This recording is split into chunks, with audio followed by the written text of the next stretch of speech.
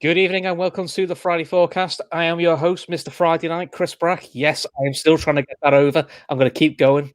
And today I've got a brand new panel today, and Avi. So we've got Paul, he's back again, the music man. So he's going to give us some good tunes and obviously keep us in line. We're joined by Tripper Royalty. We have Grizz Khan. He's mainly here to keep Avi in place because, let's face it, Avi, yeah, he's here. And then obviously the main man himself, the man I would call the nicest man in YouTube, and my tag team partner, Callum from Kopish. How are we, boys? Good, thank you. Pleasure to be back. Cool. So, anything happened this week? Anything we've missed? Slow news week. Nothing going on. Yeah, nothing's happened really, has it? It's been a bit of a disappointing week, so I don't know what we'll cover. So what we'll do is we are going to go through all of the fixtures, including the League Cup final, which has suddenly got a bit more interesting. And then we will no doubt talk about a certain Super League and what we think about the owners, which I know the guys have very differing views, so this could be quite spicy. So let's start with the first game. The team that humbled Liverpool a couple of days ago, Leeds, are at home to Man United, who amazingly are still second, despite the fact everyone tells them they're crap, but they're still second, so not that bad. Paul, how are you seeing Ollie's boys getting on? Well, I think it's going to be another very tough game for the away side because Leeds definitely don't look like they've got their flip-flops on now. They're pretty much safe, more than safe. You know, they look very, very secure in the division, and you'd be forgiven for a lot of other teams over the years saying, well, that's cool, feet up, enjoy the rest of the season. And I don't think Bielsa's having that whatsoever. They are playing still like they've got something to prove. So I expect this to be a pretty sort of rowdy affair, to be honest with you. And I wouldn't be surprised if there was a home win, despite, United's away record and how good it's been and how good they are coming from behind. As much through gritted teeth as I say that, I do think Leeds are still playing like they've really got something to prove. So I'm expecting this to be an entertaining game for sure. What prediction are you going for then? I'm going to go for 2-1 Leeds. I think it's going to be a feisty game. I think it's going to be end to end and quite exciting. Good. Mr. Khan, how are we seeing the Leeds game? Leeds have been an absolute pleasure, haven't they? What an addition to the Premier League, man! Absolute, everyone's favourite neutral team, I suppose, if you know what I mean. Like sort of second team. If you had to watch a game, you'd want to watch a game with Leeds in it. Do you know what I mean? Especially under this coach as well. They impressed me against us. I thought we were very dominant against them in the first half, but their second half, the levels of fitness are just insane. The intensity in their game. And we'd like to think, and we think that, we are one of the fittest and most intensive teams around, but Leeds really put us to the sword in that second half. But as Paul says, Man United's away form, I believe it's one of the best around currently. I'm not sure of the stats. I don't know if you have got them to hand, but I think they haven't lost a game this season away from home. Yeah. Wow. I think it probably goes into last season as well. So, you got to give them credit for that begrudgingly. So I can, what did Paul go for? 2-1 Leeds, did you say? Indeed, I did, sir. Yeah, I'm going towards a draw. I'm going to go for Chris, guess what? I'm going 2-2. Correct. Desmond. It's like poetry emotion, isn't it? Yeah. Come on, Mr. Penguin. What do you think? For those who don't know, Avi's a massive Batman fan. Callum. No, you know what? Surprisingly, the game at Old Trafford when it ended 6-2, that could have been a 6-6 game. Leeds had their fair share of chances, and I think it will be no different to the game at Ellen Road. I do see it being an all-scoring affair. I'm going to go with a 3-2 Man United. Got you off the Christmas card list. That's why we don't invite you. Callum, come on, give me some joy. I don't think I'm going to be giving you much joy because I tell you what, as Grizz said, Leeds are phenomenal to watch. I love watching Leeds play. Though, they've got some really good players who are unknown, but I think will become stars in the next few years. I just look at them though, and they remind me of Liverpool back in sort of 17, 18, or dare I say it, 16, 17, where going forward they're excellent, but they leak goals and they give away chances. And I think Man United will know they can't match Leeds running and intensity. So I think they'll try and just pick Leeds apart, and they can be quite clinical as well, Man United. So I'm going to go 3-1 Man United, but I hope Leeds do them. Okay. I'm doing a Grizz. I've got a 2-2 as well. So all fingers crossed, apart from for your results. Right, next one, which is probably, and again, you wouldn't have thought the start of the season would matter to us, but I think it does matter now. West Ham at home to Chelsea. West Ham, who, some would say surprise package. They're there on merit, but they do seem to be losing players every week now. Every week it seems to be a key player going. And Chelsea just grind it out. They were disappointed against Brighton, but in general, they keep finding a way. So, Avi, what are you going to say for? You're going to say like 4-0 West Ham now after all that? No, look, West Ham have benefited. I think they're the club that have benefited without having any fans at their Olympic Stadium. We know what the Hammers are like when they get behind a manager. And Moyes has had time. He doesn't panic now. They've got a really good team. Souček, who I think is one of the underrated players of the season. Declan Rice, they've got a really good balance. I fancy them to get a draw here. I think is it Rice? Is it Rice out? I think Rice is out, isn't he? Rice is out. Antonio's out. Antonio, they've got quite a few injury problems. Cresswell's out. Yeah, Noble's out. And Noble's are down. Wow. That's probably good for them, innit? I might need to change my mind, but no, I do fancy West Ham to get something. Yeah, I think 1-1 Chelsea. I think they'll have an eye on the Champions League.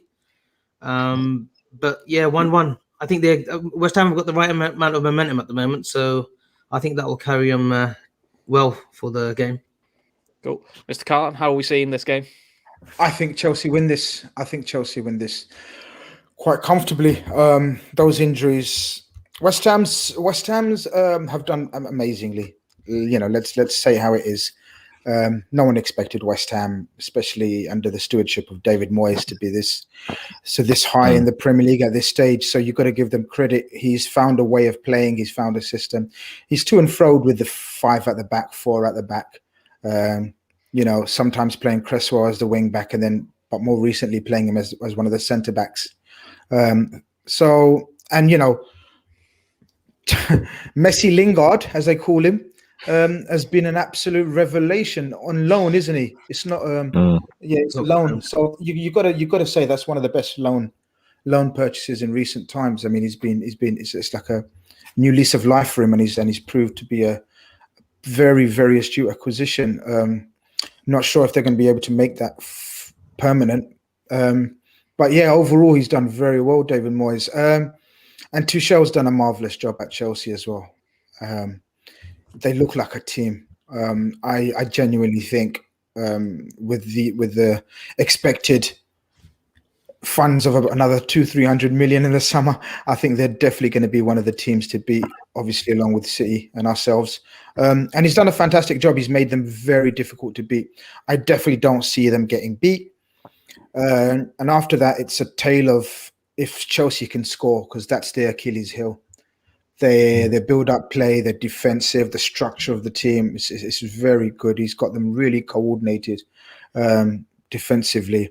And even going in attack, they are creating chances, but not clinical. Just not clinical enough. I was one of the ones that sort of was sobbing when we didn't get Timo Werner. I put my hands up. I know you was as well, Cal, so don't try it. Yeah. I was hoping you were going to call me. Yeah. No, I'm going to call you. You know me. I don't miss a trick. You dragged me straight into the pond with that one. Yeah. I know. Me and you cried together. We cried together. But, Cal's got his number on the back of his shirt. Yeah. But I was one of those that thought, Werner missed opportunity. Pardon the pun, but hey. I think they'll have just enough to beat West Ham, though. I can't see West. This is going to sound crazy because they keep scoring 3 and 2s, but I can't see West Ham scoring against Chelsea. It's at West Ham, isn't it? Yeah, it's at West Ham. Yeah. I'm going to go for a 2-0 Chelsea. Okay. Paul, how are you seeing this?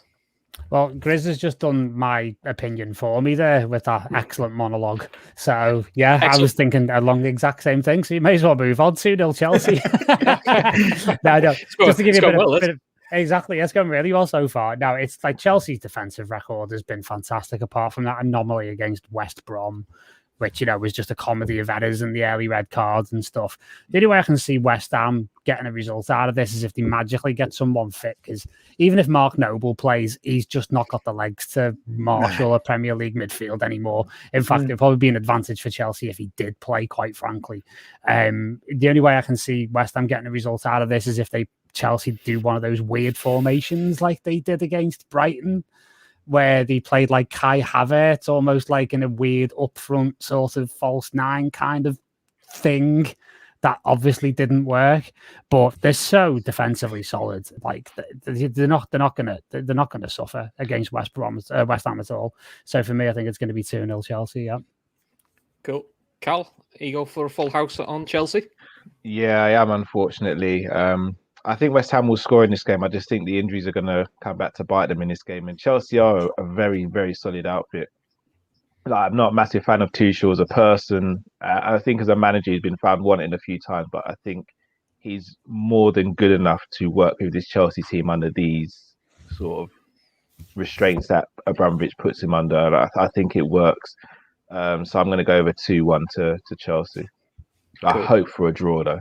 Yeah, I've gone for a hopeful 2-2, but I'll be honest, that's generally my heart, not my head. My head says 3-1, but let's hope it's 2-2. Then I can just claim that I knew it was going to happen. Right, let's do a couple of quick fire games. So, Paul, probably one of the more exciting games this weekend for you: Sheffield United versus Brighton. So, Sheffield United can't score, Brighton can't score. So, what are we going for? 3-3. Well, I think I'm going for my usual. I always have one of these games on the Friday forecast where I give them the title "The Cure for Insomnia." I don't think it's this one. I think it is going to be this one, to be honest with you, mate. I think I've had trouble sleeping the past couple of nights, so I think I might pop this on about 8 o'clock tomorrow night and get myself an early night, and I'll probably have a nice lie in the morning after trying to watch that drivel. So Sheffield United already down, Brighton obviously looking to fight for their lives to sort of obviously stay out of the conversation, but Kev knows to be honest with you. Kev, yeah, exactly. Yeah, no, my luck, it probably will be 4-4 after all this. But yeah, I can't see anything but a Brighton win, but I think it's going to be a sneaky one. I think it's just going to be a 1-0 Brighton, I think. There we go. Okay. Megan McCallan's got 1-0 Brighton. Let's be fair. If Megan says it's going to happen, it normally does, to be fair. Callum, Meg. She is very much. Callum, what's your quick score for this one? I'll be honest, I actually think it's going to be a good game. I think Sheffield United have got nothing to lose, and I think Brighton see this as a game where they have to go out and win if they really want to secure status in the Premiership for next season. I actually see this being quite a high-scoring game. I'm actually going to go 3-2 Brighton. I think Sheffield United are going to come out, and I think Brighton are going to match them and edge them out. Cool. That's also surprising someone putting 1-0 Brewster. I don't see that happening. Yeah. Chris, what's yours? Again, I think this is one of those games where I think Brighton control it. I'm very much a Potter fan.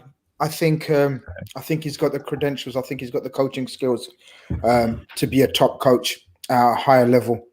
He just hasn't got the players to execute his game plan. You can see the way they attack, how they coordinate their attacks, how they defend, how they build up from the back. You can see that's a very, very well coached team.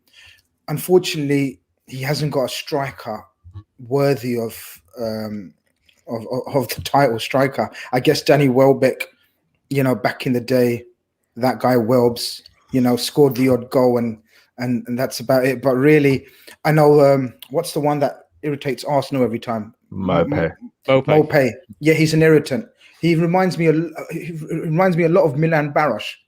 Very, very alive. Works extremely hard, buzzing around, but not much quality at the end of the day.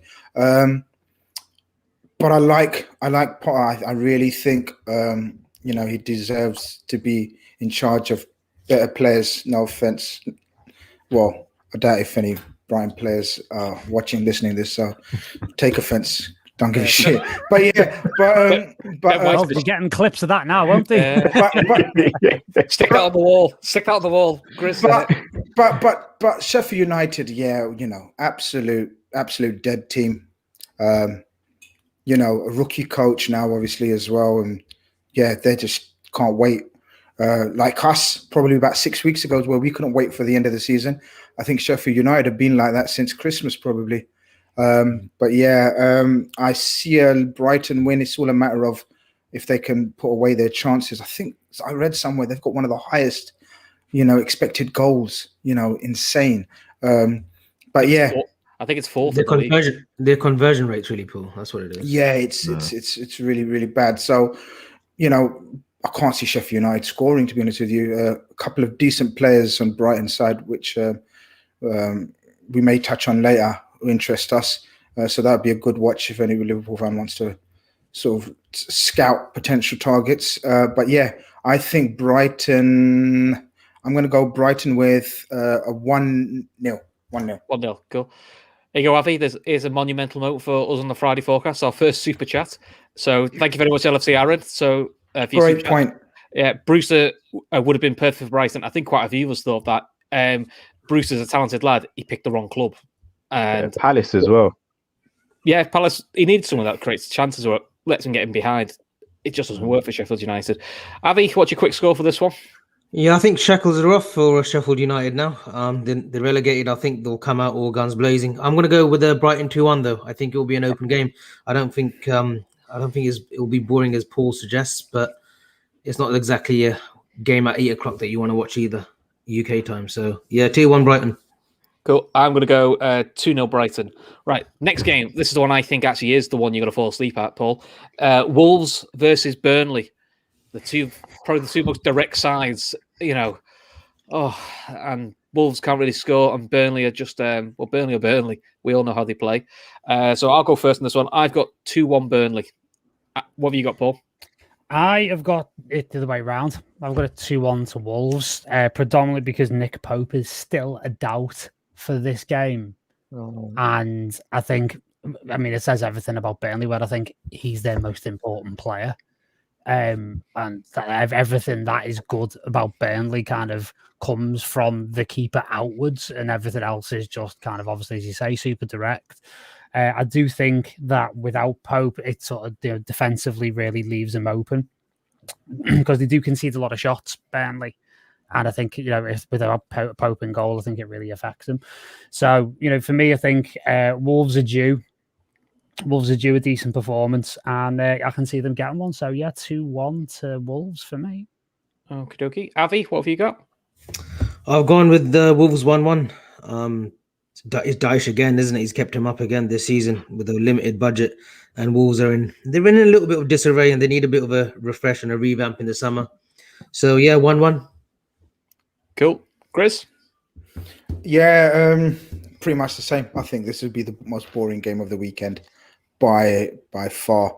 I'm very disappointed in my brother at Wolves, my older brother. What's his name? Nuno.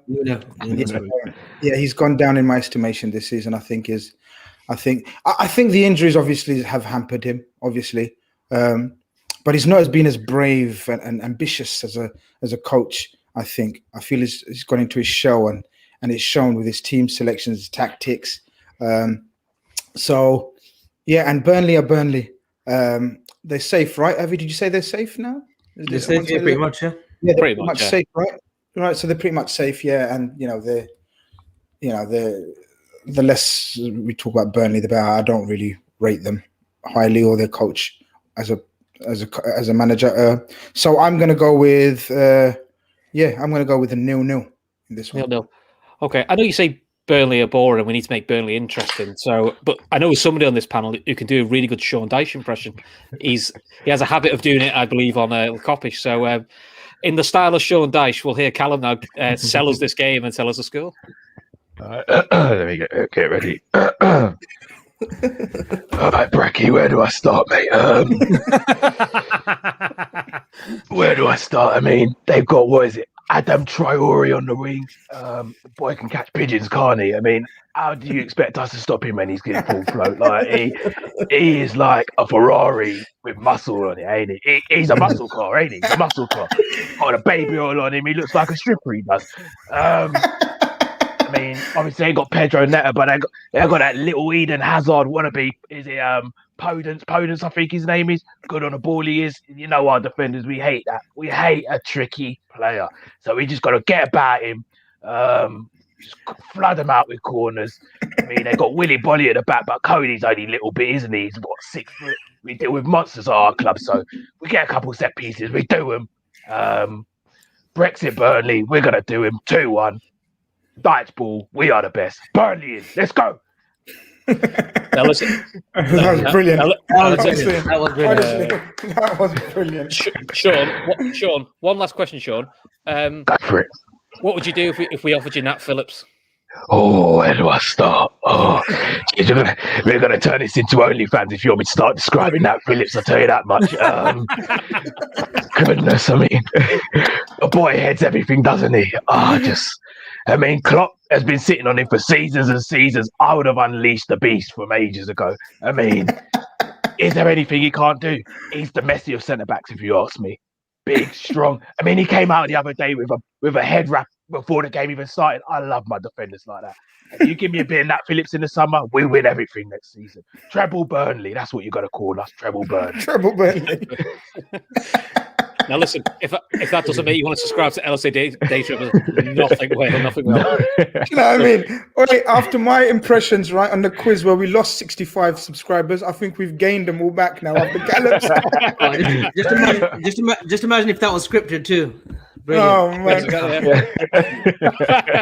Orgasmic Nat Phillips. That's brilliant. That's brilliant.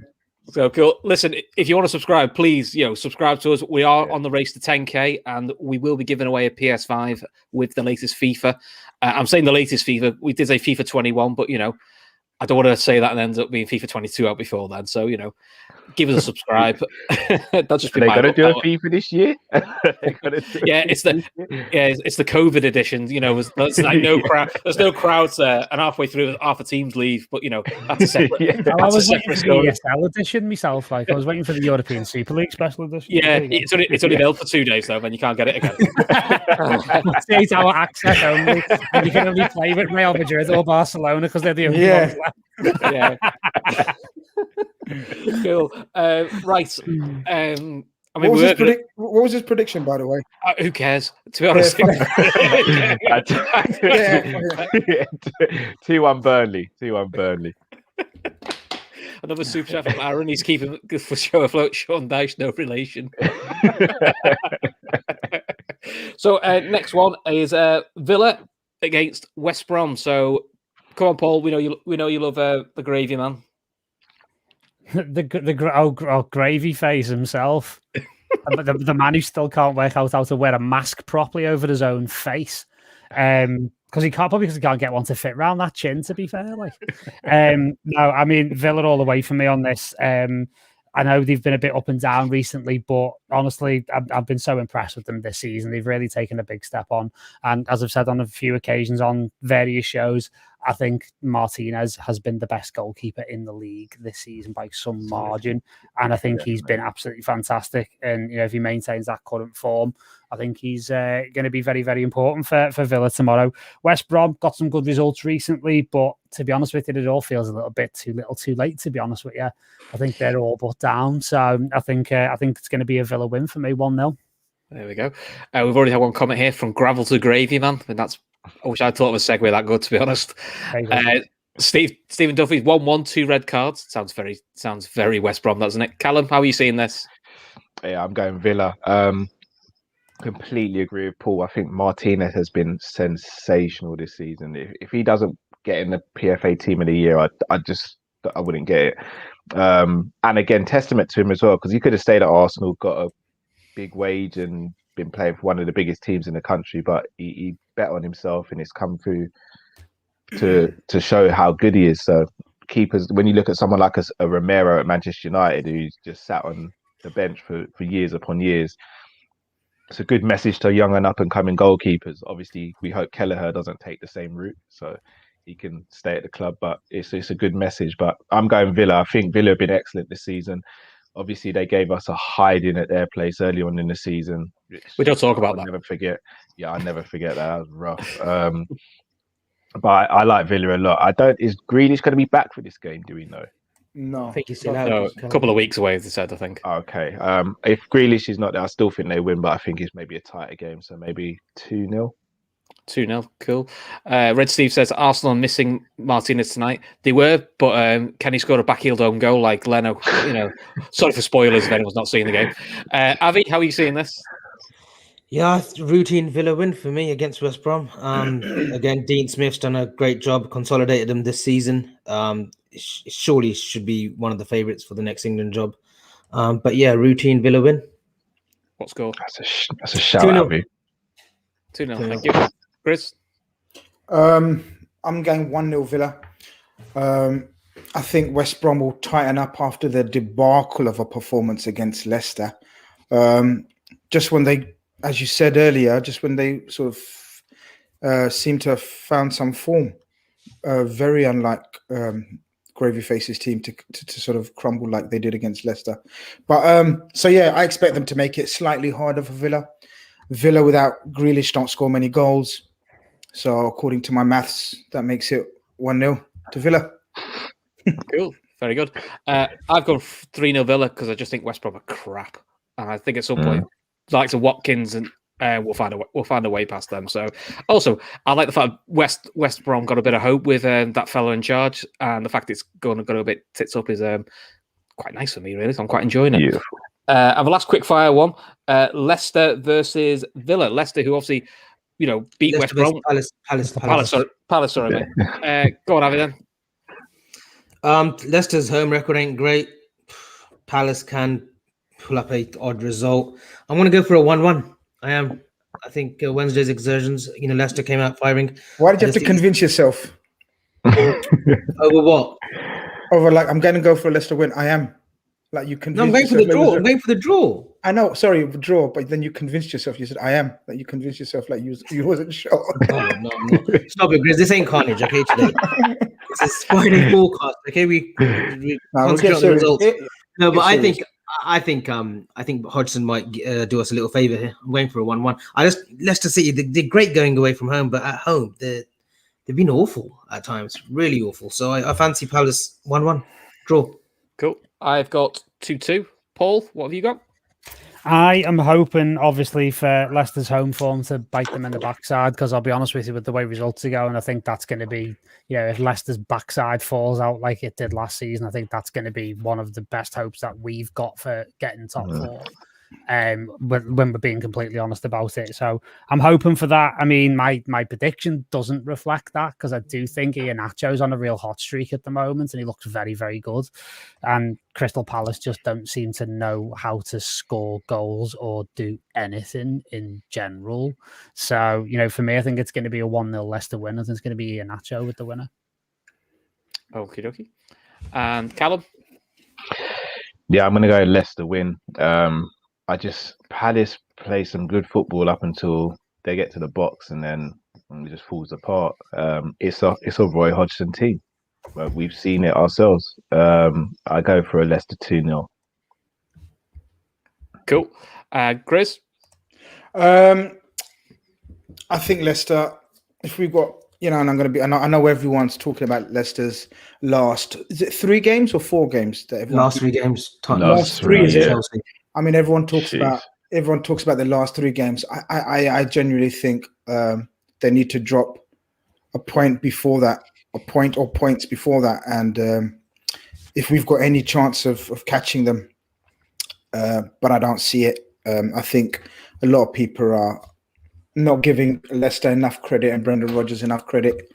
I know Gav's on the show today, so I can praise him without getting interrupted and rebuttal. So basically, Brendan Rodgers is doing a fantastic job there.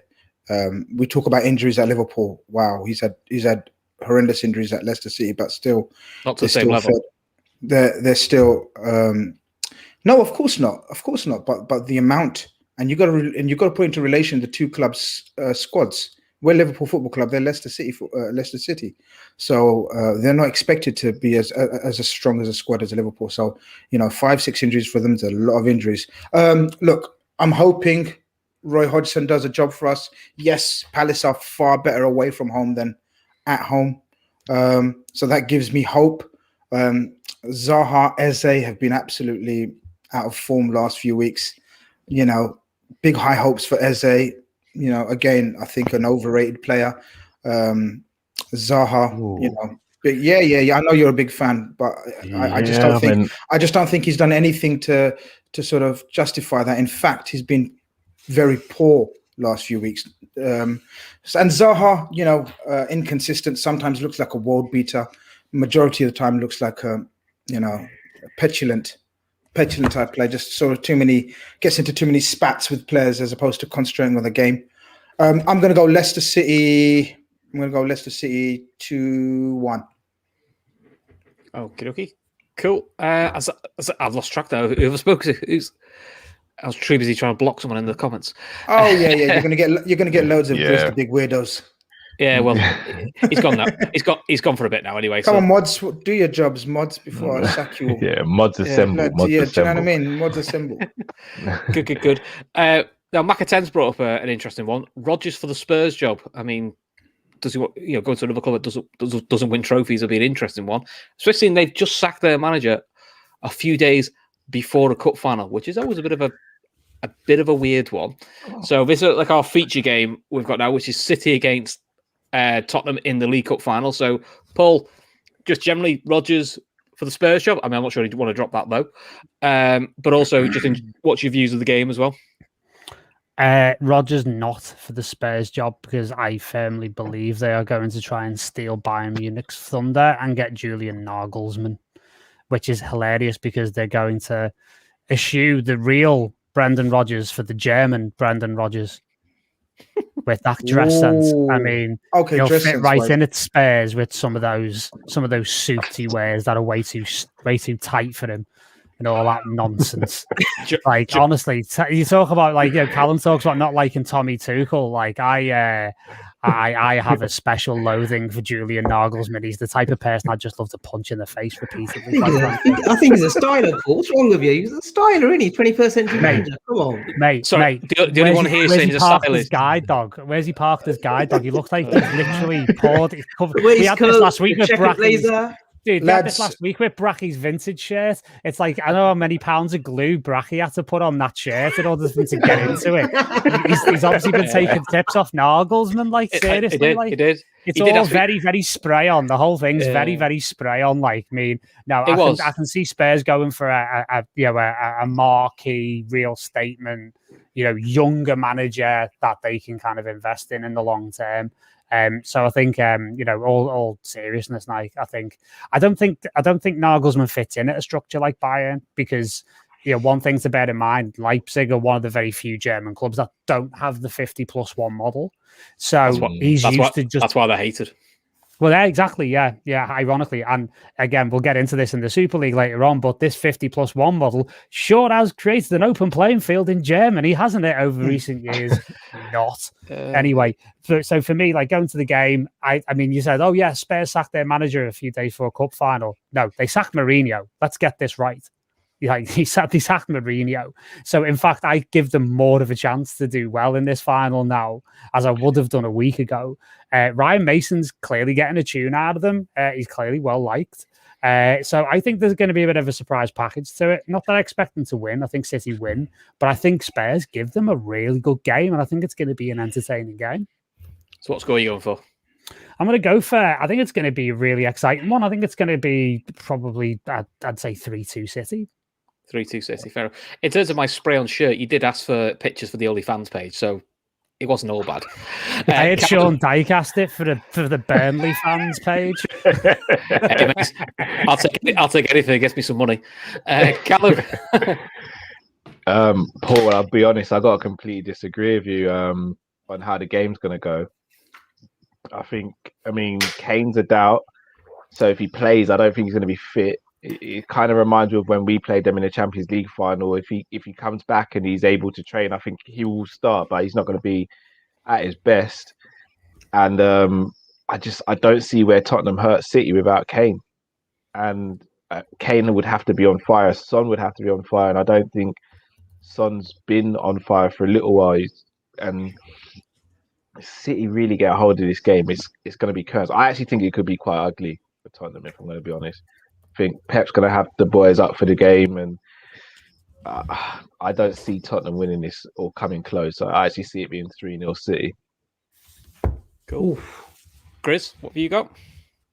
I'm more in agreement with Callum. Maybe not as severe, but I definitely see Spurs City controlling it from start to finish, as they do most games, to be honest with you. There's very rarely a game that they don't control. I think the Spurs squad may sort of rally because of the new coach, or the internal coach, isn't he? He was already there. The new internal coach. They may rally and put in a spirited effort performance. I totally agree about the Kane situation. Very, very similar to the Champions League, where he shouldn't have played. I'm pretty certain he's going to play because, let's face it, Harry Kane won't miss this final for anything. He'll turn up and he'll make sure he's in the starting lineup. Paul Mason hasn't got a chance of not picking him, if you know what I mean. So, yeah, and he won't be fully fit.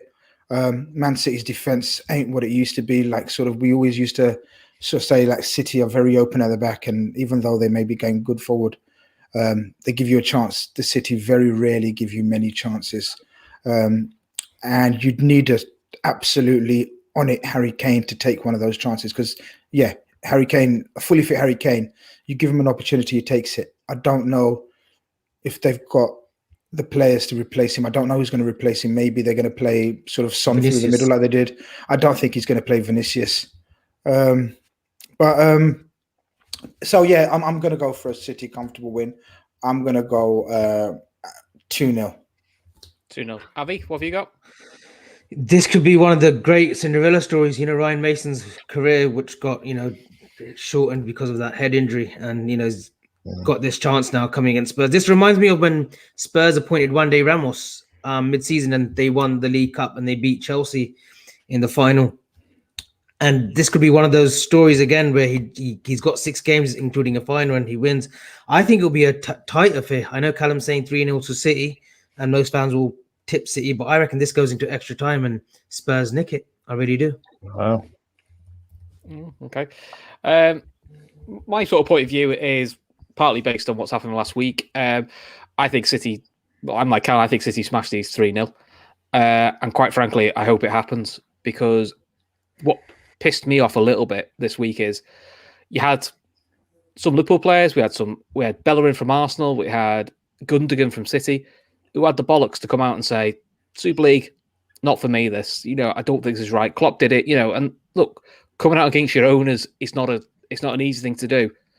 I've still not heard one Tottenham player say anything. And everyone keeps telling me Harry Kane, he's a big leader. Grow some bollocks and give an opinion. Yeah. Even if you fall for it, even if you say, look, I'm for the Super League, grow a pair of bollocks and say you're for it.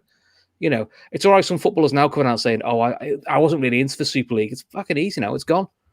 But it just proves what Spurs were. Spurs players were just there for the ride. And that's Spurs generally for me. They're there for the ride. And when it comes to the pressure, they won't do it. Now, look, Spurs want to win, so be it. But quite frankly, I think City will and should beat them quite comfortably. I'm going for a 3-0. And it's nothing against Ryan Mason, because actually I'm quite pleased he's got the job. I feel sorry for someone who lost a career at 28. It's a horrific head injury, So for him, I'm pleased he's getting the opportunity, because I think it will do him the world of good. But me for Spurs, no. It's kind of, you kind of see people in the true light when the chips are down. And it's interesting, of all the Premier League captains, the one that keeps organising them to do something is the one who gets lambasted the most, which is Jordan Henderson. He gets lambasted for everything, and yet he's the one, not the England captain, not Harry Maguire. I mean, he first to Harry Maguire, at least he came out and said, not for me, same with Luke Shaw. But he's getting all the captains around saying, we can't be having this. We need to put something out there. I think a few other players need to take a little bit of a look at themselves, and you don't have to come out and lambast the owners. Like even Klopp's come out, he's not railroaded the owners or threw them under a bus, but he's been honest and gone, it's not for me. And I don't see why players can't do that. Because to me, silence says you're complicit to it. Because the elite is filling the gaps. That's what it is.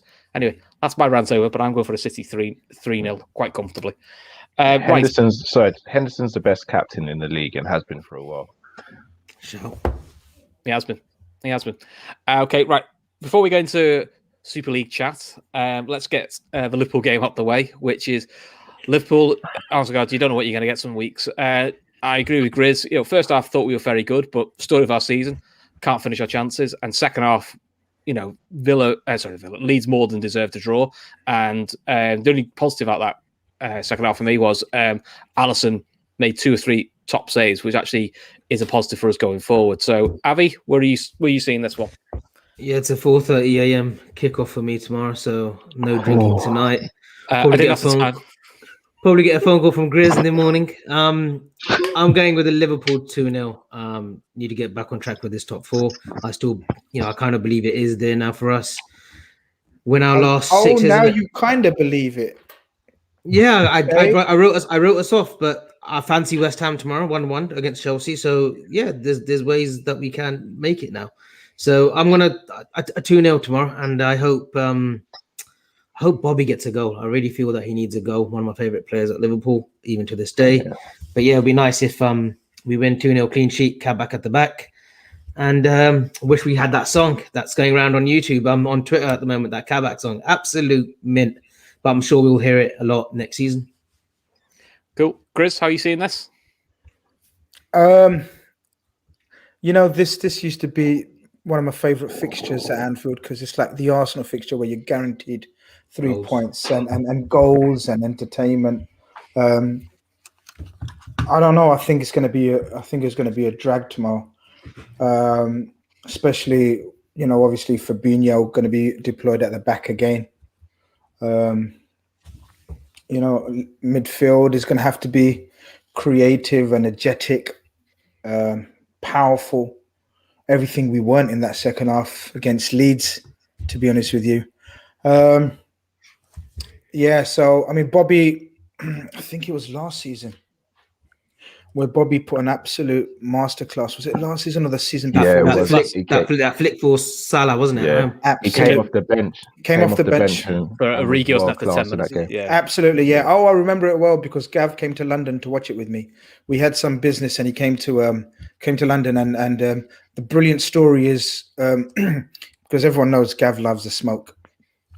And basically, there was 5 goals in that game, wasn't there, or something? Or 3-1. 4 goals, and I swear to you guys, he missed every single goal. Every time he went for a fag, they scored or we scored. It was brilliant viewing. I told him to just stand outside, stay outside, mate. Leave it. I'll text you the score and give the commentary. But what we recall from that game was the performance of Bobby Firmino. In that before Bobby, there was no sort of connection between the midfield and the attack, and it was atrocious performance from us. And then he came and lit up the game like Bobby can. And like Javi says, I'm hoping that he turns up tomorrow. I expect him to start. So we expect Mo Salah to come back into the team as well. He should be hungry. Mo's usually very hungry when he's been dropped or rotated or rested, whatever you want to say, however you want to look at it. So, but I think Newcastle need one more result, I think, to be really safe. So they're not going to be so uptight, be a bit more relaxed in their play. St. Maxim's always going to be a threat on the break. Wow. Another kid that can play at a higher level. I'm gonna go for a Liverpool win though. Just I don't know for this, just because I'm a super fan type thing. Top red, some would say. Top red. I'll say 1-0 Liverpool. Oh God, I'm not sure I can go through that. Paul, what have you got? Yeah, our home form is just like. It's obviously gone from being absolute fortress Anfield to Pickham basically. So yeah, and judging the way Newcastle have been playing recently, they have surprised a lot of people in recent weeks and got results and obviously got a lot of draws. But they've had some good performances, but then fell away sort of late on. So I do fancy us to win the game, but I don't think it's going to be easy, especially with Sam Maximan playing. Callum Wilson is fit again as well, and both of those players present problems to Liverpool's defence that we've looked prone to having issues with this season. And again, Newcastle are very much that type of team where they'll just slot one straight ball straight down the middle, which we seem to not be able to defend anymore, really weirdly. So yeah, I imagine like Sam Maximan's going to have some joy tomorrow. But as you say, with Salah coming back in, with everything that's on the line, I can see us pulling a result out. I think it's going to be 2-1 to Liverpool. 2-1, cool. Just before I come to you, Callum, Kai is not happy with me. Apparently, I've not done my research. Harry Kane has spoke about the Super League on Sky Sports, and he did it with his face, not with his words. He may well have done. If someone could send me the Sky Sports link when he did it, because I'm assuming it was after the Super League was cancelled. Which, let's be fair, we could all do that after the Super League was cancelled and go, "Oh, I didn't agree with it." So if you listen to the words back to what I said, it was before it was cancelled. And you say do it with his words, he got an entire team to make their point about it. So that's my point. If you don't like my point, fair enough. Callum? Yeah, just on that, it's almost Harry Kane's basically done. Like when you're having an argument with someone and then you get pulled away, and then when that person's walking away, you go, "You're lucky you are." Yeah. That's what Harry Kane did. Captain Hindsight from South Park. That's exactly what Harry Kane did there. In regards to the game, I think we'll win. I think that Aston Villa game really gave us a boost. I know we didn't beat Real Madrid at home, but the way we played in that game, we really should have beaten them and gone through in that game. Trent getting that late goal, I think, was the best way for us to win that game as well, because it showed that we can win ugly. I think if we went out there and blown away Villa, I think it would have given us a full sense of what this league is and what this season is. I think it showed that grit, it showed that determination. It showed what Liverpool were about last season, that no matter how late the game is, we still think we can win. So I think that will give the players a massive boost for this game. Barring Sam Maximan, who's trained, but again, is he going to be fully match fit? Callum Wilson, again, not too long come back from injury as well. Is he fully match fit? Barring those two players, Willock breaks from midfield now and again if he starts. They're going to come and they're going to try and implement deep lying low block and try and pick us apart, but I think we'll have enough for them in this game. I think we'll win 2-0. Cool. While we're on you, Callum, pick me a team. So the team I go for, the team I think Klopp would play. Do both. Go. What do you think Klopp will play, and then what would you like to see? All right. So back four, obviously Ali in goal. Back four, Trent, Kabak. Fab's got to go there. Nat's not there. I would personally play Tsimikas in this game, but I think Klopp will go Robbo.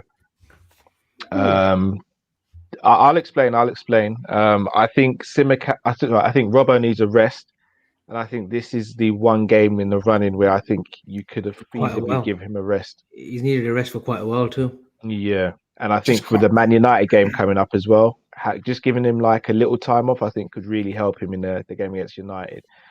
In midfield, I'd go with 2 in midfield because I want to play 4 up top. I want to go Bobby, Jota, Salah, and Mane up top. So in midfield, I'm going to go Thiago and Gini. Interesting. Okay.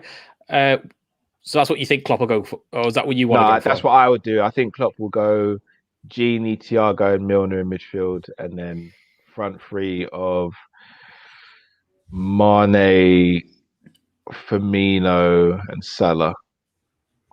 Okay. I've got a sneaky feeling he might do the 4-2-3-1, but it wouldn't surprise me maybe something like a Shaq starts to give someone like a Mane or a Bobby a breather, because one of them two needs to be on the bench for a little bit. They're just not quite in the form. And also sometimes that can do you a bit of good. Grizz, anything different for yourself? Is this a game for a James Milner? With us only having one game a week now, is this? Do you need that sort of leadership to give some players a bit of a kick up the arse?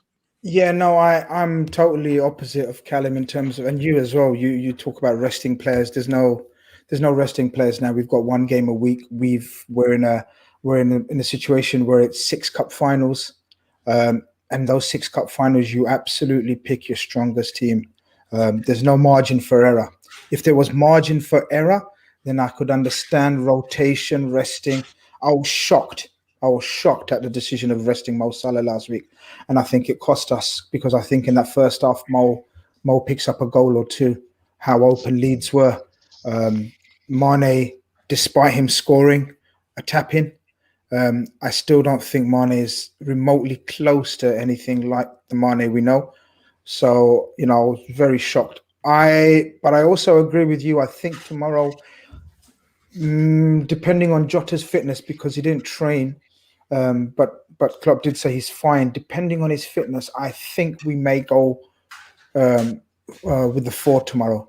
These were the kind of games that we were sort of, in my opinion, planning on playing all 4 of them. The Newcastle's at home, the Burnley's at home, and all the other games. But obviously, with regards to all the injuries and etc., we weren't able to. So I think tomorrow, I genuinely think we go out and try to blitz them nice and early, and try to get a stranglehold in the game, and then bring on the likes of Milner and maybe a Curtis Jones to keep the ball, because especially Curtis Jones, is very good at keeping the ball. But I think we try to go out blitz them with the 4. I wouldn't be surprised at all. Cool. King Rich, thank you very much for the super chat. Has put 1-0 Newcastle, but our attackers aren't clinical enough against low blocks, which, let's be fair, it's not been unheard of at the moment. Liverpool at home this year. I'm hoping that's wrong, but once again, thank you for your super chat. So, as is the way. Just a quick one. Big shout out to Saint Maximin of Newcastle, because he's had really bad COVID this season. I think he was the worst player of the Premiership to get it to his family too. So it's great to see that he's actually back in some kind of capacity playing. Yeah, no, because he's the difference. He's that X factor that they need. I'm much surprised he's still at Newcastle, and a few slightly big clubs haven't looked at him, because even off the bench, he's something that teams just don't want to play against. And he's actually developed, I think, a bit more of an end product than, say, Amanda Traore. I think that's what he lacks sometimes. But that's for me. So, in tradition, announcement on the Friday forecast, we've decided after this show, we are going to do a breakaway show. We're getting rid of all the legacy contributors. So this is going to be the 5 now. We're just going to do a half-hour show. And if you want to contribute, it's going to cost you £15. And then if you want to read it out online, it's going to cost you £20. Now, we all know that's a joke, but to be honest, that's more well thought out than this Super League bloody plan was.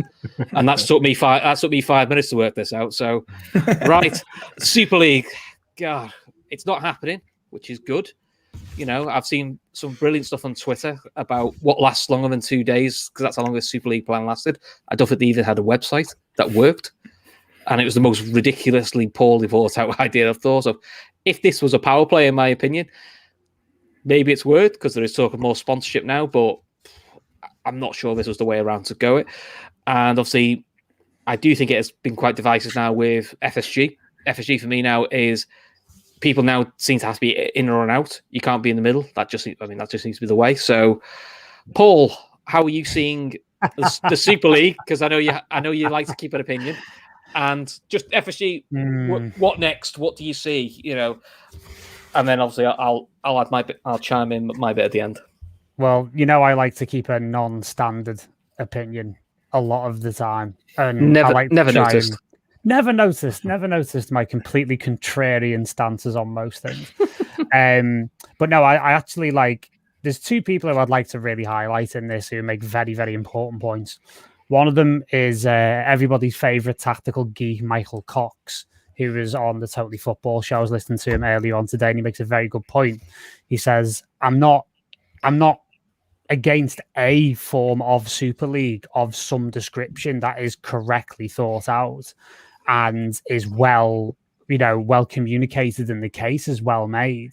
And his stance is that, and it's partly my stance as well, that while we're all patting each other on the back and telling us that the fans have smashed the Super League, we may well be in a worse position than when we were a week ago, because we've basically now just given you away for the keys and said, you are the good guys in this situation, which is a bit like, handing the keys to, I don't know, Cersei Lannister in Game of Thrones and saying, well, you're our queen now. Like, look how well that worked out. It's that kind of thing. And then John Barnes, who is my living, breathing football hero. I've got a fantastic photograph of me at 8 years old with him stood outside Anfield, and he's literally holding me up because my legs literally went from under me when I met him, because I was just so I was so in absolute awe of the guy. Still kind of am to this day, to be honest with you. And, whenever John Barnes goes on, whether he talks about race or whether he talks about, British society, or in this case, the Super League, he almost seems to just be able to sum it up in a way that everyone didn't see, and he almost has the last word on it. If anyone hasn't seen what he said on TalkSport today to Ali McCoist and Laura Woods, it was an epic lesson. And he's right in everything that he said, that, basically what we're looking at here is a fight very similar to what's going on in wider English society at the moment. Not to get into politics, but when you think about, what's going on with the whole sleaze thing with the Tories and everything, and David Cameron and Boris Johnson at the minute, what it is basically it's one gang of shysters saying, hang on a minute, this is our turn to be the shysters, so you can back off. You've had your turn, thank you very much. Now it's our turn to rip people off. And that's basically what John Barnes was saying, is that this is a fight over who gets to exploit the fans the most. And we have successfully convinced the fans that they've done something about it, when actually they've played, unfortunately, a kind of a marginal role. One other thing I'll say is that the biggest piece of comedy I've had all week, Sky Sports have been absolutely more hilarious than 9 seasons of Curb Your Enthusiasm for me. It's been absolutely hysterical watching them all of a sudden, the Sky of all companies, taking the high moral ground on this. It's so ironic. It's not even funny if it wasn't so hilarious. So for me, I'm in a very mixed camp. I personally think that the Super League obviously didn't do a good job at all in making the case, and it was full of holes and it was awful. And what they were obviously, suggesting and proposing was disgusting. But, for me, it's like, if they'd have just said, hey, look, come to this Super League, there'd be no VAR. I'd have probably went, yeah, all right, sound. Do you know what I mean? But honestly, these didn't make the case properly. I don't think it's dead. I think it is going to come back. Real and Barca are still signed up to this thing. And if you believe some of the rumours going around, the clubs themselves are still signed up as of this day, because apparently it's going to take somewhere in the region of over 100 million each to pull out now, because they all signed binding contracts. So this thing isn't dead. This thing is just on standby. It's on life support. So be prepared for it to come back in a different form. But at the same time, the new format of the Champions League is an absolute disgrace, and it is tantamount to a form of Super League anyway. But the fact that 2 teams can be invited in based on their coefficient points, so Real Madrid could finish 15th in La Liga next season and still get the invite, which is just bonkers anyway. So we've basically robbed Peter to pay Paul in a lot of ways, where we've said, we don't want this European Super League because it's against competition. But what we'll do is we'll prop UEFA up, which are basically giving us European Super League light.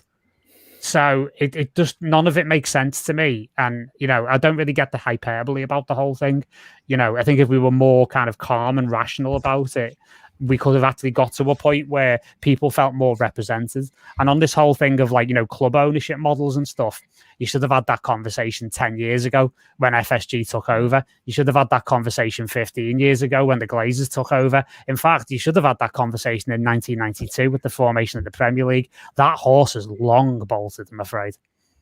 Plus, I suppose it's good to have fan ownership. The German model, which is the best example of it, even Ralph Hollenstein came on and said that German model is built to keep Bayern dominant. Because let's face it, Bayern have won something like 17 of the last 23 titles. And they're now going for 9 in a row, is it, or something? 9 in a row. I think some people last year called that Scotland. So, but we do have a greater say in it, apart from RB Leipzig. So, Callum, I'll come to you. Is this just a delaying tactic? Because my thoughts has been for the clubs to pull out or to do something like this, they've got something out of this. And I feel like what they've got out of it will appear in a couple of weeks' time. Whether that is these Champions League changes happen in a couple of weeks' time, where actually you have this rule where you can bring people in despite where they finish. Actually happens this summer. Yeah, I just think it smells from all angles, and I think that's the frustration with it. I think when it first broke and when news first broke, everyone was like, "Look, this ESL has to that can't go through." But the problem is, UEFA and FIFA have been dodgy from the absolute beginning. I mean, let's be honest. There's so many big problems in football, and this week has basically shown the dark side of everyone. Let's be honest, whether it be fans, whether it be the people who are trying to get into the ESL, UEFA, FIFA, Sky Sports, BT Sports, whoever. Let's not forget, Sky were trying to charge people pay-per-view to watch games. £15 a game. Burnley Fulham. That's crazy. That is absolutely crazy for a start. BT Sport were doing the same. Then you got to remember, you want to look at the other side as well, because again, the other 14 teams in the league are rightly annoyed with the big six teams for trying to move on. But let's not sit here and act like the 14 teams below the big six didn't try and vote or didn't vote to say no more than 3 subs because they feel it favours the big six. So again, you've got to look at it from both ways, because really and truly, they stopped that from happening because they didn't want the big six in their minds have an advantage, which really and truly, it wasn't an advantage. Every team was suffering at that time with fixture pile-ups, etc. The big six were suffering more than the others. Then you also look at things like racism, homophobia, sexism. UEFA and FIFA haven't done anything about those. Like, we've seen when they're hit in the pocket, how quickly they react. Look how quickly they got statements out. Look how quickly they got the fan base to turn on the ESL. Where's that same energy for those other issues? And again, that's what the problem is for me. And then you think of this new Champions League format. They're moaning, saying that the ESL was monopolizing things, and the reason why it was bad is because teams weren't having to earn the right to be in these competitions. But as you just said, 2 teams get an invitation. So you're basically saying, go be rubbish for a season. It's fine because you'll still get into the biggest competition in club world football. It's crazy. And if things don't change, if fans don't start getting... And again, it lies with us. We have way more power than we believe. And they think we don't have the power. That this week's shown we have the power, but we have to be united with it. We have to come together as fans. We've got to put tribalism to a side at some point, and we've got to say, well, look, what benefits us as fans? Because we are the reason why this game is thriving. Like, and again, no disrespect to the women's side of football, but the reason why the women's side of football isn't as lucrative as the men's side is because the men's has more eyes on the product. If we start hitting them in the pocket, that's when they'll start reacting. So if we start or stop doing Sky Sports subscriptions, BT subscriptions, we start speaking about some of these issues, we start calling them out on what they're doing, that's the only way they'll react to it. Otherwise, they're just going to keep on getting away with it. And it's a shame that this has happened, but at the same time, it's probably a good thing that these things have happened now, because everyone's been unmasked and we see everyone's true colours now. Yeah, I mean, the problem, I think the best quote is, it's easy to stop change, which is what argument we've done. It's hard to influence change. And I think that's where, as fans, you've got to, and we can try the cancelling the Sky and BT stuff. It's how big a movement you can get that to. I mean, my opinion is people have compared getting the owners out to the Hicks and Gillette situation. The big difference with the Hicks and Gillette situation was they needed the money. So Liverpool fans were able to block them getting the money, which forced the sale. FSG don't need the money. They would like more investors, but they don't have to get more money. So, and as you've seen with like Newcastle with Mike Ashley, he wants to sell, but you can't get anyone to buy him. Now, admittedly, people will more like buy Liverpool than Newcastle, but unless you've got a spare $3 billion lying in your back pocket, this ain't going to be a quick process. So we're going to find a sort of a happy medium. King Rich is back again. Thank you again for the generous super chat. Fans are so scared who will take over if FSG sell. They want to run before they can walk. FSG tried to sell the soul of the club, but at least they apologise, right? I don't know if the last line's sarcasm or because me and Callum. Sarcasm. It could be sarcasm, but I mean, me and Callum have had offline chats where, for some fans, the apology is enough. And look, if that's where you are, sound. Everyone's entitled to their opinion. For me, it's the 8th apology. And I'm like, a bit like, I'm at a point where I sort of go with owners, how many apologies do you need before you go, all right, that's the line? You know, because Grizz has known me long enough. I'm fairly neutral with this sort of stuff. If they do something right, I'll praise them for it. If they do something wrong, I'll call them out. This, to me, in my opinion, stunk of, this felt like a step too far. But I can see the counter argument, well, if we had a different owner inside, you'll tell me a different owner wouldn't have done this. Me personally, I think anybody who was in charge of Liverpool probably would have done this because that's kind of the capitalist world we're in. Avi, what was your feelings on this? I said it we did a Carnage special on Tuesday that, look, UEFA has been corrupt for the last 20, 25 years. Sepp Blatter, Platini, Angel Maria V. I've still got my notes here. Millions have been sort of, been transferred with these owners. The Qatar World Cup, Lennart Johansson, FIFA. UEFA needed to be challenged, but this was the wrong way to go about it. And yeah, look, UEFA have manipulated the situation, and they've come out on top yet again. It's not the first time that these things have happened, and they've been looking. They look like a bunch of roses. So it's going to take time. And again, Callum makes great points. TV subscriptions. You guys back home are paying. with BT Sports and Sky Sports, you're paying what, 130, 150 a month. And you got Gary Neville. Can I quickly just add to that? I'm not promoting illegal streams either, just to clear that up. So I'm not doing that. So. You got Gary Neville and Rupert Murdoch of Sky has been manipulating this situation, monopolizing this since 1992, and we know what happened back then. FSG, look, they've made a monumental mistake. I can understand why they signed up, but I don't. But look, it's another apology from their side. They've got a lot of work to do in the summer. And hope all will be forgiven come 1st of September when the transfer window closes. Like, maybe that's a portion of their apology, but let's see what happens. Fair enough. Sam, thank you for your comments. What owner will buy a club for $2 billion or whatever it is right now? The last line, I think, is probably the best part of it. There's no perfect owners anywhere, and I think that is true. I think we have to decide as a fan base or a supporter individually or as a group, what level are you willing to accept to? Everyone has a threshold of what they think is acceptable, and I suppose to some people's eyes, is this the unacceptable level that most fans won't take, or for some of there's still a way back? And to be fair, I think that has to be a personal point of view. The thing I find tiresome is if you're FSG out, that's your opinion. I don't like the not the bands of the no. I told you so. I told you they were going to do this because I'm not being rude. Nobody knew the Super League was going to get announced a couple of days ago. This wasn't even like a Twitter thing. Not even me. Yeah, not even the clubs did. Exactly. This has been this also has been building up. This has clearly been going on for 3 or 4 years. These conversations. So you could say you knew about Liverpool and the who they were going to buy or what they weren't going to do. That sort of stuff that probably can leak out. By the sounds of it, even Billy Hogan and Mike Gordon didn't know about this. I'm not being funny. They're the commercial side of your copies the football side. If they don't know, no bugger knows. There's a reason why they kept it that high level. Just a quick one on that as well. Look, John Henry, a day after it was confirmed that we're not going to go ahead, he came out via a video link, right, and came out with a 2-minute statement saying, "Look, I'm sorry."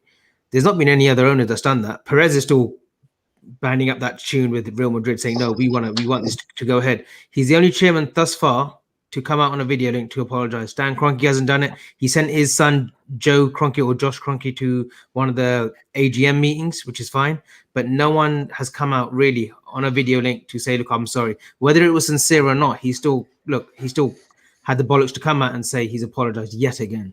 So look, they've got a lot of groveling to do, but we just got to give them time. I don't think there is any perfect owner. I don't think there's owners that can come right now and literally restructure the club. Our top to bottom appointments that we've made, directors, sporting directors, commercial directors, the Hogans, the Mike Gordons, it's all structured. The Michael Edwards, the Jurgen Klopps, it's all collectively structured. Someone to come in that's going to take time. You're looking at a 2-year project to come and just literally rip up the whole script. So it's one of those, it's a catch-22. What do you do in this situation? Do you stick or twist? Well, personally, I think it's, look, as everyone's just said, who's going to buy the club? at the current state of affairs, like it's very, very unlikely. And again, it may well be a case of better the devil you know than the devil you don't. A couple of things I'd like to add on that is, personally, I mean, I've heard this from John Henry multiple times, whether it was over £77 tickets, furlough and staff trying to trademark the word Liverpool. Yes. You know, all of that nonsense. Like, this is, again, as Bracky says, like, we're up to apology 7 or 8. And, you know, at that point, like, one of my rules for life in general is that I pay attention to what people do rather than what they say. So look at behavior rather than words. So that automatically like casts that apology out, because that's being done as a face saving exercise. Let's be completely honest. Like, it's there, right? Well, I need to protect my investments and I need to basically put a pin in this before it gets way out of hand, which some clubs haven't done, and it's accelerated, quite frankly. I mean, you look at the situation outside Arsenal's ground tonight. You know, I don't think we're going to see that at Liverpool. We may see a little bit of it, but for me, you know, these are the owners we've got, and at least when they have made mistakes and they've done a lot of good stuff, they've delivered us a first league title in 30 years. We've won the Champions League with them. Yeah, we've got the main stand. They've got more plans, that kind of thing. You know, they've done well, and they've done very not good in a lot of other ways. But, you know, these are the owners that we have. But at least when we've pushed back at them, and I think maybe one of the situations where they may look to sell the club is because our line, what Chris is saying about, like, our line as fans of like what we find acceptable is probably a lot further forward. It's a lot closer than it is for other clubs, because we have a very defined culture and a very defined belief system. And we also in Liverpool have a very defined sort of anti-authoritarian, anti-establishment kind of sentiment, which is like, you know, we've got a very strong, for a good reason, we've got a very strong sense of injustice. And when we feel something is unjust, we go at it. So, you know, at least they've listened on some cases. But again, it's like, they're not going anywhere, no matter what people want. Whether they want FSG in or out, they're not going anywhere. They've just signed a Redbird deal. LeBron's in. You know, they're there for the long term, whether we like it or not. So these are the owners we have, and we're going to have to work with them. That's the key. That's the key. The last sentence, Chris. Sorry, I'm not going to bore you with my opinions on it. I've done about 2-3 shows this week on it. But just very, very quickly, that last sentence that Paul said, we have to work with them. And this is what they will have to accept, and this is what they will take on board. And that's the only thing I see. That's the hope that I have, that maybe they can sort of win back the hearts and minds slightly. But yeah, I totally agree with everything else that you guys have said. And Avi will know more. But the new chap that's coming in, you know, he's not coming in to sort of sit back. There will be changes, and I think there will be structural changes. I think there will be far more liaising with the fan base, and that's the only consolation maybe that I could say, that the only slight positive out of this disastrous scenario that we've had to endure this week. So yeah, going forward, we will have to work with them, and they will have to work with us. Cool.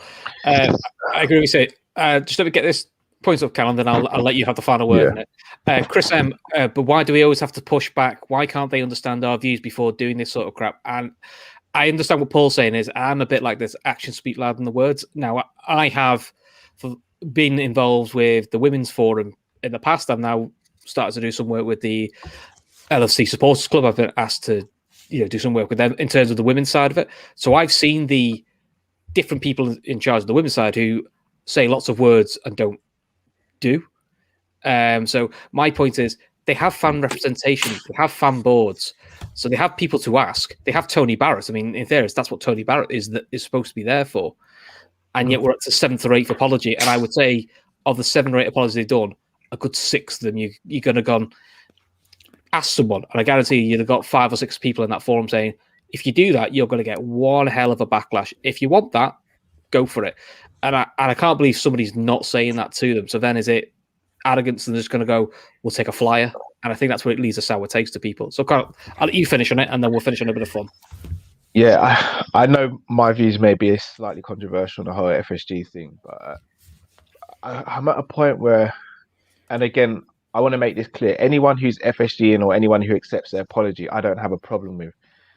I have a problem with sections of fans when they say things like, "Oh, they've apologized, just get on with it and deal with it." I'm like, so let me ask people a question: do we forgive Karius for his Champions League debacle?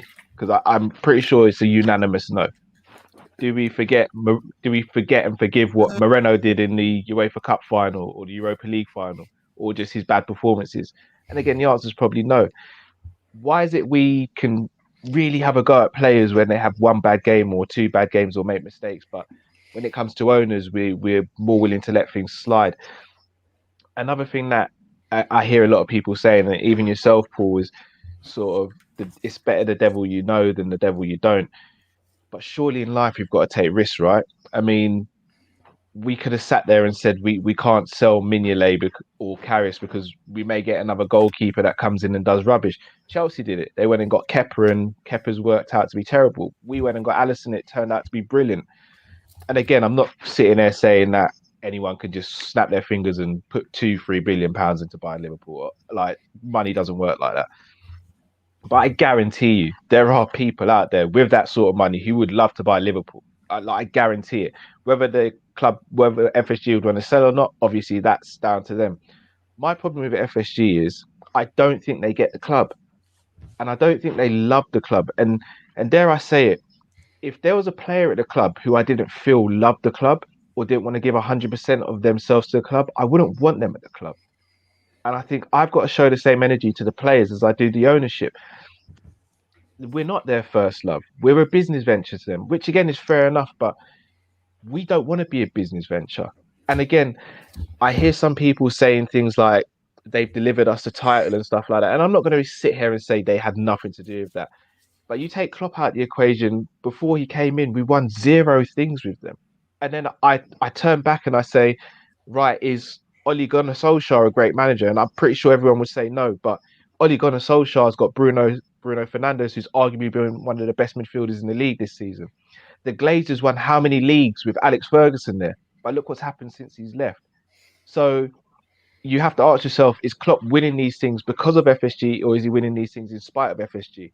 When Pep and all these other Man City managers are winning stuff, Pep's not winning the league in spite of FSG, in spite of his owners. He's winning the league because of his owners. Pep saw what happened last season. We blew them out of the water. And last season was probably the most evenly playing field that we had against Pep. And we saw what he did to them. Pep went and bought £100 million worth of centre-backs in the summer, yet again. Now, again, I'm not sitting here saying we have to spend 100, 200 million every summer. I don't even want that.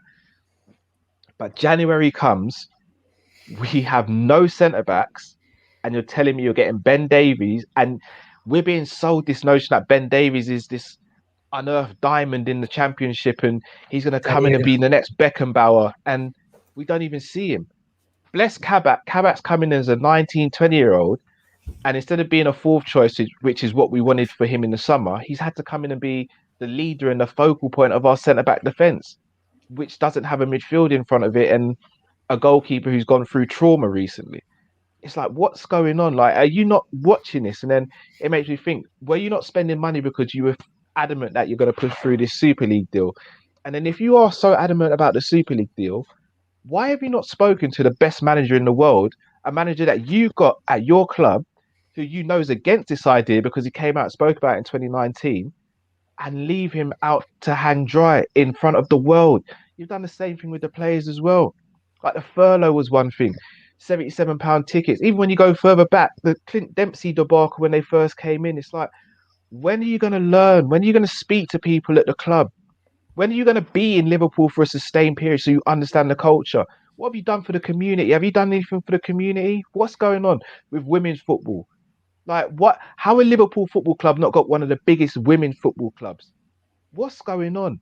And like, I get football's turning into a business. Call me old school, call me old fashioned, call me a legacy fan, whatever. But when I watch football, I watch it on Sky Sports or BT Sport. I don't watch it on Bloomberg.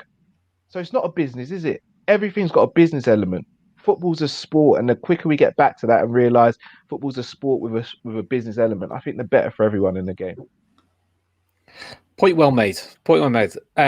People in the chat, look, Callum's a guest, and if you don't agree with his point of view, that's sound, but be respectful. Be respectful with your opinions. Of if you disagree, but be respectful if you disagree. Me and Callum have known each other a little while now. We don't always agree and stuff, but there is a way of being respectful in your replies to things. That's all I would say. Right, before we talk on Konate stuff, because I'm getting pelters for not mentioning Konate, and I think everyone's assumed that is why Mr. Khan is here. So we will finish with Grizz in a moment. But Paul, who's the most random football you've had on the back of a shirt? Probably as a child. Oh, I've got a cracker. Oh, I have got such a cracker. Let's see if it beats mine. Go on then. What's yours? Right. Okay, so I really drank the Kool-Aid in 1995, 96, right? And I remember the white and green squared away kit? Yep. Yeah, that one with the quadrants, like the quarters. Yeah, bad memories of that. With the granddad collar, yeah. Although, to be fair, like Robbie Fowler did score an absolute screamer at Old Trafford. I'd rather did it at Wembley, but go on. Well, of course. Yeah, and the white suit and everything else. Anyway, I completely drank the Stan Collymore Kool-Aid when I was 15 years of age. And I had number 8, Stan the Man, put on the back of my shirt. And I have never lived it down to my family ever since. Oh, so we might have to call you Paul the Man now, won't we? Paul the Man Nolan. That could be your new moniker. No, I've given you my moniker already, mate. I gave you my moniker, Grumpy Old DJ. That's me. Yeah, but it's not as fun. Avi, apart from Minamino, who have you had on the back of your shirt? I had a random Milan top with Savicevic at the back of it. So that's he was one of my favorite players too. So that's the random name. Apart from that, it was Fowler, mostly Fowler, Rush. They're not really random at all. What's the top behind you? You always got my grandparents are watching today from Singapore, so that's a Singapore. There's always a story. See, these lot don't know. Avi's always got a little story. I rate that, Avi. The shirt, yeah. So I noticed these things about my little brother. Nice one, mate. Yeah, I spotted that. Come on, Callum. What was your? Oh, sorry. Go on. Sorry, Chris. No, you're right. Sorry, go on. Callum, what's yours? Did you drink the Barini hype? No. Admittedly, I've only ever had 2 player names on my shirt. It's either been Mike Lone or Steven Gerrard. I've never been a fan of getting player names on the back because I always feel I'm going to end up getting it and the player's going to leave and I'm just going to be crushed. So Owen obviously did do that to us, but Gerrard I was kind of confident would stay until his later days at Liverpool. So Gerrard's been my favourite player. Just a question: when you got those Gerrard and Owen, have you ever? I've been one of those stupid fans when I've had like a top at the back of it, and I said, say I've had someone like recent times, whoever had in recent times, bloody hell, Torres. That and in a 5-a-side game, you actually start sort of trying to play like him too. Have you ever had one of those notes? Yeah. So, you've got Gerrard at the back. I'm going to play like an 8 as well now. Yeah. So it's funny. Like one, my cousin, bless him, passed away. Like we used to play football together. And if I was having a bad game, he'd be like, "You're wearing Gerrard on your back, but look how you're playing. Come on, Stevie." And it perked me up. And I don't know what it was. Obviously, I weren't playing like Gerrard after he said that, but I'd improved my game. It's weird what it does. Psychological, man. Yeah. Yeah, crazy. I think mine was I had TT Camera 22. Oh yes, mate. With the green kit with the sash with like the weird sash thing across it. That's probably that kit.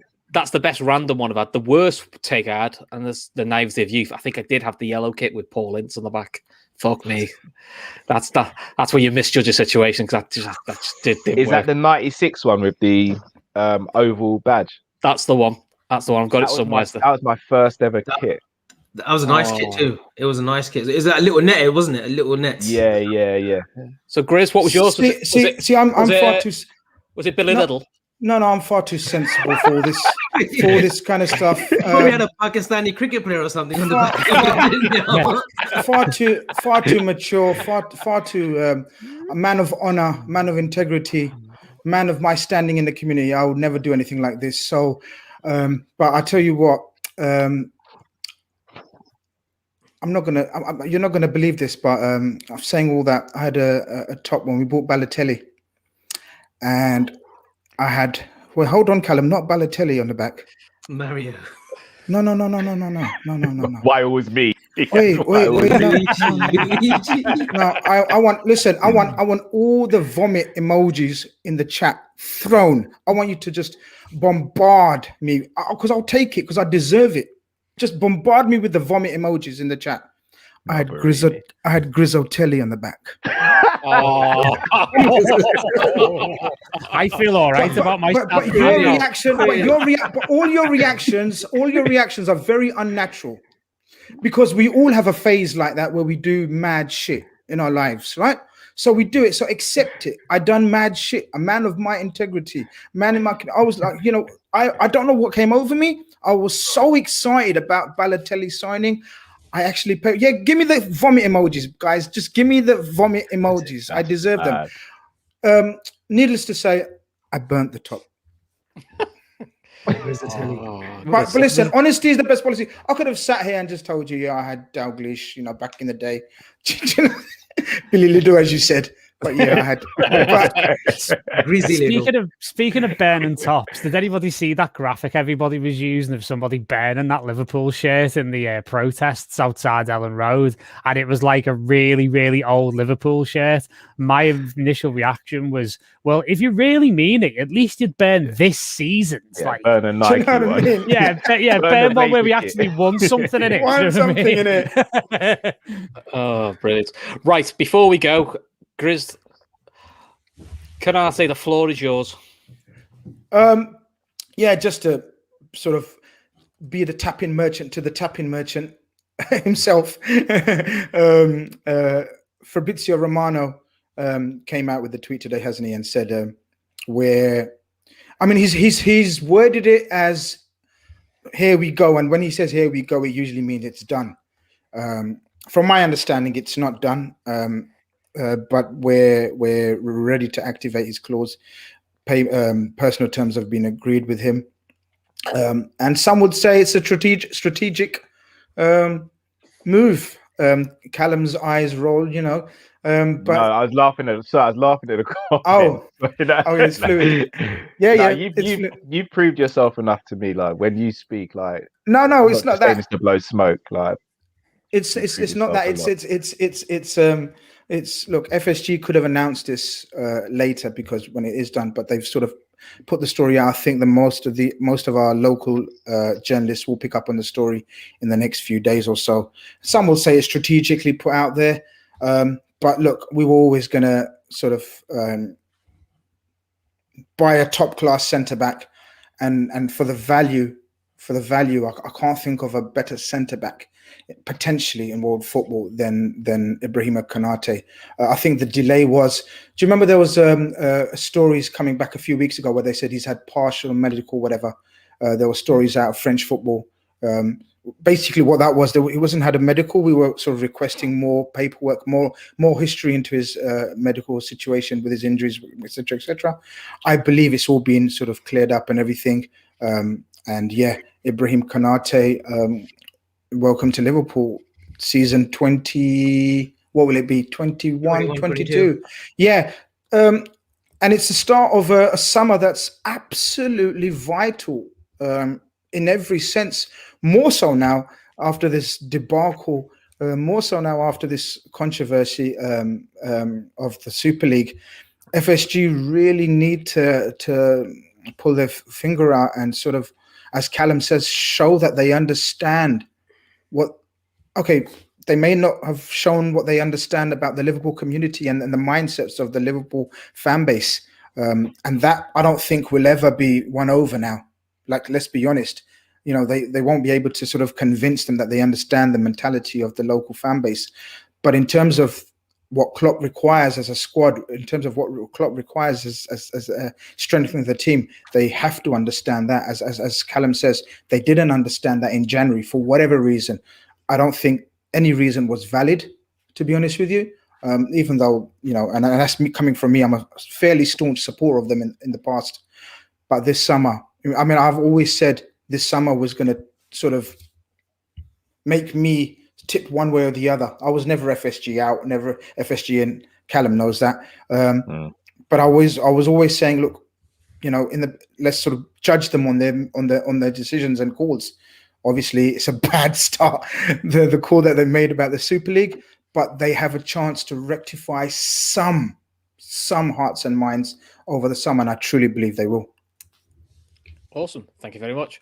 Right. It's now 11:45, so much for me doing a 1 hour show. Never mind. One of these days I'll get it on time. Right. So rest of the week, we have got a post-match reaction show, which is being hosted by me and somebody else. So maybe it's Paul, so he can keep me under control after the last one I hosted. It is actually, yeah. Oh my God. It's like having the inmates run this, and God help us. And then on Sunday, Fatback 4 is back with Mr. Khan, and I'm sure there'll be a Carnage next week as well, which I'm sure Avi will be tagging onto. Callum, where can everyone find you? As if you didn't know what Team Kopish was. Yeah, so Team Kopish, on YouTube. Make sure you guys like this video, subscribe to Daytrippers if you haven't. And again, I've said this to the guys as well, so I'm not just saying it because I'm here. It's a crime they're not on 10K. Like, it's what, as you just said, 11:45 in the UK. These guys are giving you top quality content. Show some love, man. Like, their stuff's quality, and I'm not just saying that because I'm here. Like, these knows I say this behind closed doors. So please do support them, guys. Cool. Paul, remind us again about your podcast. Yes, Beyond the Studio, which is basically me talking about music and other things with well-known DJs and electronic artists. That's up to episode 15 now. So that's going really, really well. And yeah, just if anyone's into music production, electronic music, that kind of thing, that's the podcast for you. Awesome. Right. Keep an eye on Twitter. Keep an eye on Instagram. We will be announcing more shows this week. But until then, I will see you all tomorrow. And then Friday Forecast, we'll be back next Friday. Until then, look after yourselves.